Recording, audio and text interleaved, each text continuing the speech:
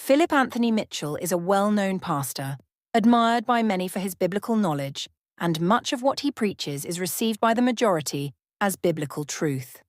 Recently, however, Pastor Mitchell made a bold public statement declaring, "Jesus is not a black man." Jesus was not a black man. The audience cheered and agreed, which in itself is deeply disturbing.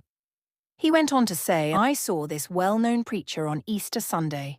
He was preaching that Resurrection Sunday, the death, burial, and resurrection they talk about, was all about the persecution of a black man, and how Jesus was a black man. And I watched as men stood up in the room shedding tears over this nonsense." I want to ask Pastor Mitchell, why do you think those men were crying after hearing that Jesus was a black man, persecuted and wrongfully sentenced to death by the government? Could it be that when they heard this, they finally saw themselves in the story of Jesus? That just like him, black men are targeted, mistreated, and condemned by their governments, and like Jesus, they were even hung on trees? Could it be that what they heard rang true in their hearts, and they were emotionally moved by the freedom that truth brought them? The fact is, if you read the Bible for yourself without the Eurocentric lens we've all been conditioned with, you will indeed conclude that Jesus was a black man. And yet, whenever this truth is presented, most Christians retreat to their favorite phrase. It just doesn't matter. It just doesn't matter. It just doesn't matter. It just doesn't matter. It doesn't matter. As long as his blood was red, it does not matter what color he is. But here's why it does matter. Around the world, countless black people reject the Bible, calling it a white man's book.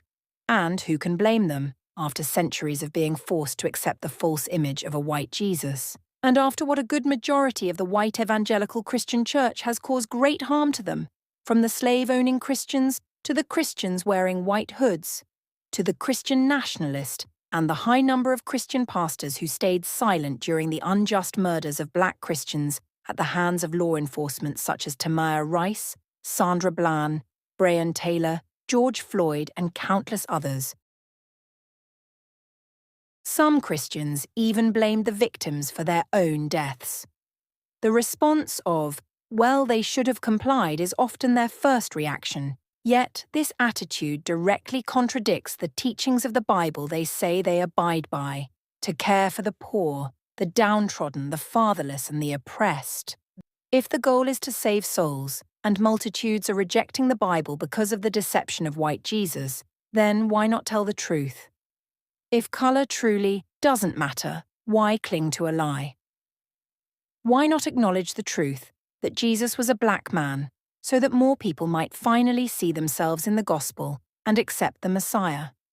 If it really doesn't matter, then it shouldn't disturb you to replace the false image with the truth, correct? If Christians would rather say that the truth of Jesus being a black man does not matter while simultaneously having no issue, promoting, supporting, and pushing the undeniable lie of a white Jesus, why should anyone ever believe anything else Christians present as truth?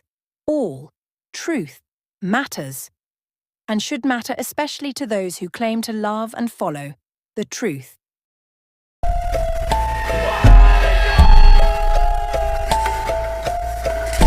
Do you call it now?